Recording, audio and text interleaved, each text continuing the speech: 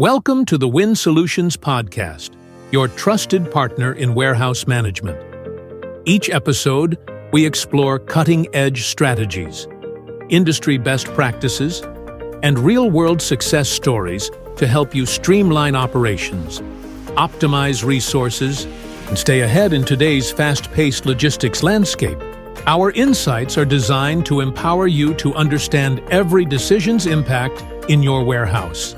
Let's dive into this week's episode. Welcome to the deep dive. Today, we're diving into something pretty fundamental, how we measure productivity. Especially in places like warehouses, right? Exactly. You've probably heard of pick rates. Seems straightforward how many items someone handles per hour. Yeah, it's everywhere. Feels intuitive. But here's the thing, the kind of uncomfortable truth, maybe. Traditional pick rates are, fundamentally flawed. Deeply flawed. It's not just about being inefficient. No, it can be really unfair, too. Yeah. So, our mission today, unpack these flaws and introduce you to something much better. A precise, fair, and genuinely transformative approach. Engineered work measurement. Okay, let's unpack this. It's worth saying up front, this isn't just tinkering around the edges of warehouse ops. Right. The scale of inefficiency, the misdirection caused by bad measurement, it's huge across whole industries. Wow. Understanding true productivity, what we're digging into today, it unlocks massive potential. Yeah. Changes how you even think about the value of work. Okay, so let's get straight into why. Why are traditional pick rates such a problem? Well, one way to think about it, some sources call it a kind of industrial communism. Industrial communism. Explain that. It basically means they flatten everything out. Right. Reduce everyone to the average, regardless of how complex their actual work is. Right. Okay, so give us an example. Sure. Imagine two people in a warehouse. One gets an order, 3 items, all right there at the front. Easy peasy. Okay, simple task. The other person, they get an order for, say, 53 items. And they're scattered all over the place. Back of the warehouse, different aisles. Lots more walking, more complex. Exactly. But here's the kicker. With traditional kick rates, both people, often measured against the same standard. That just doesn't make any sense, does it? Nope. It completely ignores the reality of the work. And what does that do to people? It really messes with motivation. James Gardiner from Win Solutions, he put it really well. What did he say? He said the pick rate is unfair because it brings people down to the lowest level. Lowest level. Yeah. Because there's some guys that are doing 90, 100. But on average, they can get people to 77. So the stars, the really fast guys doing complex jobs, they don't get the credit. Exactly. They're dragged down by the average. And the ones who are maybe struggling, they just get told they're below average. No specifics on why. It sounds like, a lose-lose. Discouraging for the fast people, unhelpful for the others. Precisely. So, okay, if that's the reality in many places, what percentage efficiency do you think the average warehouse is actually running at before this kind of system comes in? It's a great question. Yeah. And the number James Gardiner shared is pretty sobering. Lay on us. He reckons 65 to 70% is the average. 65 to 70. So like a third of potential capacity is just gone. Pretty much. Wasted effort, wasted resources. Think about that across an entire industry. It's massive. Okay, right. That definitely paints a picture of the problem. But there is a solution. There is. Engineered work measurement. EWM. And this isn't just a minor tweak, right? It's a different philosophy. Totally different. Yeah. It transforms productivity measurement from like a blunt instrument into a precision tool, a scalpel. Okay, I like that. So how does it achieve that precision? It's not just counting picks anymore. No, not at all. It calculates the actual time required for each specific task. Yeah. Based on proven industrial engineering standards. Proven standards. Okay, let's break that down. What elements does it look at? It typically breaks warehouse activity into 5 core elements. First, there's order time. Order time. So like getting the order ready. Exactly. The baseline time for each order. Yeah. Collecting the paperwork, scanning into the system, maybe initial setup, foundational stuff. Got it. That's separate from handling the items themselves. Correct. Next up is case time. This is specifically for loose items. Okay. Building cases, putting on labels, inducting items, that sort of thing. Another measurable component. Right. Then, and this is a big one, travel time. Yes. That varies wildly. Hugely. And EWM doesn't just guess.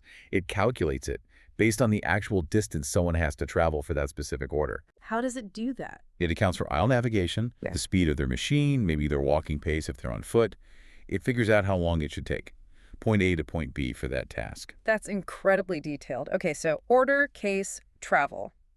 What's next? The actual picking. Precisely. Pick time. And it's smart about this, too. How so? It differentiates. There's a time for the first pick of an item in a location, finding it, maybe scanning the location. Okay, takes a bit longer. Right. And then a slightly shorter time for subsequent picks of the same item from that same spot. Once you're there, it's quicker. Clever. That makes sense. And is that it? One more crucial piece.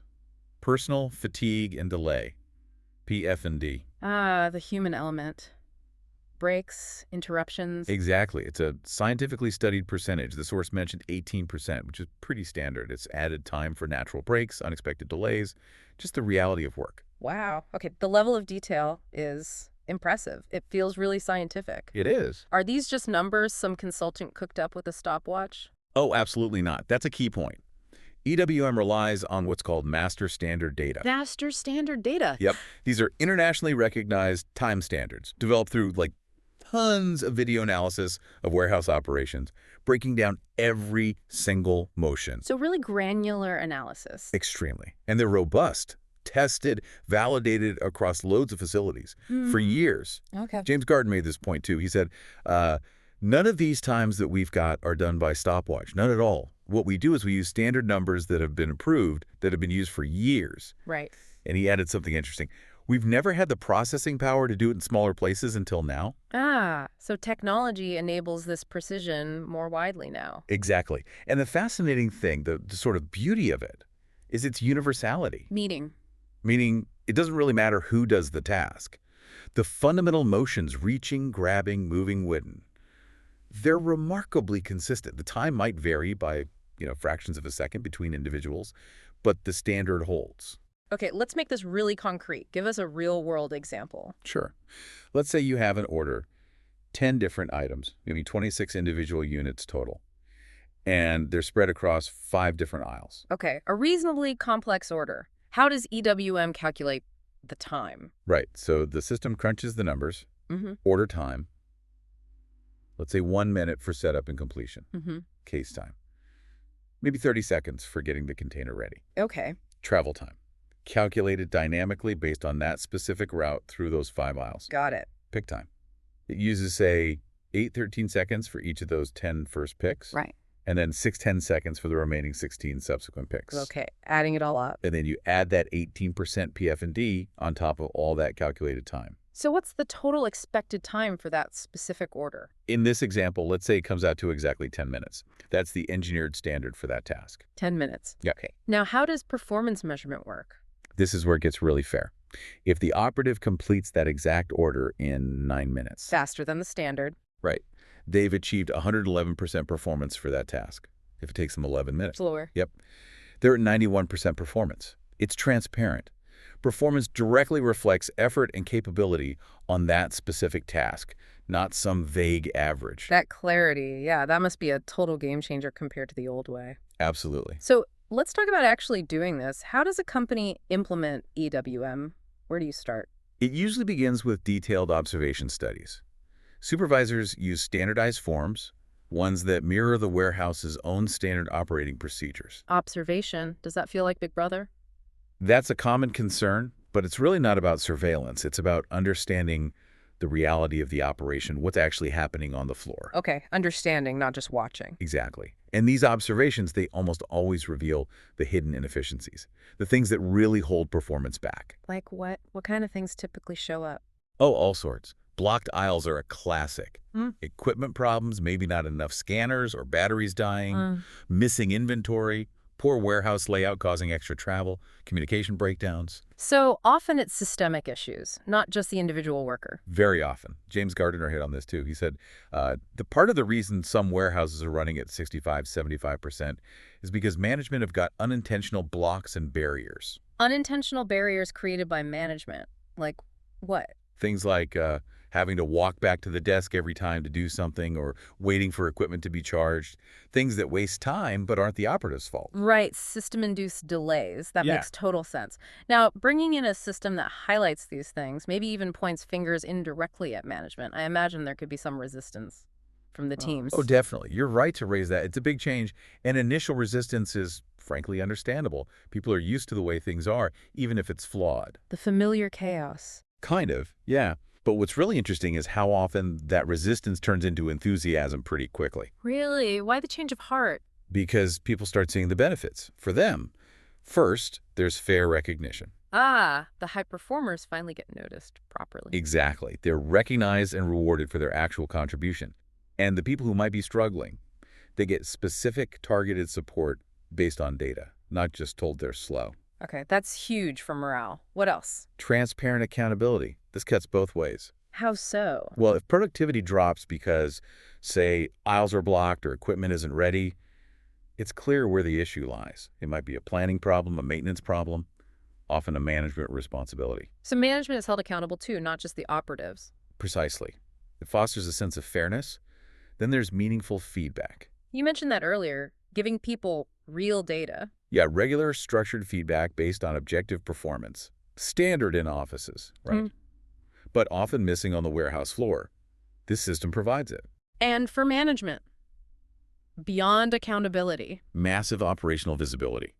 They get unprecedented insight into what's really driving costs and efficiency. They can see bottlenecks in real time. Okay, so the initial skepticism gives way to realizing it benefits everyone. The most successful implementations, yes. Let's talk about the business case then, the bottom line. You mentioned warehouses running at 65–70% efficiency. Right. So the potential for improvement is significant. Most places see productivity jump by like 25–35% pretty quickly, within months. 25–35%, that's substantial. It is. But the benefits go way beyond just that raw productivity number. Okay, what else? Well, think about reduced labor costs. You can staff more accurately because you actually know how long tasks should take. Right, no more guesswork based on flawed averages. Exactly. Then there's improved employee engagement, which we talked about. Fairness, recognition, feedback. That has real value. Lower turnover, perhaps. Often, yes. You also get enhanced operational control. Real-time visibility means you can fix problems faster. Leads to smoother operations. Definitely. And stronger management credibility. Decisions are based on data, not just gut feel. That builds trust. Makes sense? It also helps with scalable growth. You can grow the business without efficiency falling off a cliff because you have the systems to manage it. That's crucial for growing companies. Any customer-facing benefits? Oh, absolutely. Big ones. Speed to dock. Things get out the door faster. Customers like that. They do. Also, improved DIFO delivery in full, on time. You can hit your service level agreements more reliably, even on tough days, because you understand your capacity. Knowing your true capacity. Which leads to improved service offers. You can actually make better promises to customers because you know you can keep them. It improves the whole customer experience. Wow, okay. That's a really comprehensive list of benefits touching almost every part of the operation. It really does. And this ties into something else you mentioned, DC metrics. Explain that connection. Right. So engineered work measurement, this detailed, fair baseline. It's essentially the foundation needed for effective DC metrics, DCs being distribution center. So you need EWM first. Pretty much, yes. Yeah. You can't really get the full power of advanced warehouse analytics DC metrics without first having accurate, fair performance standards. Garbage in, garbage out, otherwise. Okay. So how do DC metrics build on EWM? They leverage those engineered standards. They take all that granular data from EWM and provide real-time visibility into labor costs, productivity trends, overall efficiency, all presented in a way that's easy to understand and act on. So EWM provides the accurate data points. DC metrics turns it into ongoing, actionable insight. You got it. It transforms observation into continuous improvement, building an intelligence system that keeps getting better. This is fascinating. It makes you think, what are the other implications of having this level of detailed, fair measurement beyond just picking efficiency in a warehouse? How else could this be used? That's a great question because the applications do broaden out. Think about staff development and training. You have objective data. You can see exactly where someone needs help, maybe on specific tasks. You can track a new employee's progress against the standards, see their learning curve in real numbers. It makes training much more targeted and effective. Okay, personalized training plans based on data. Nice. What else? Cost justification for capital investments.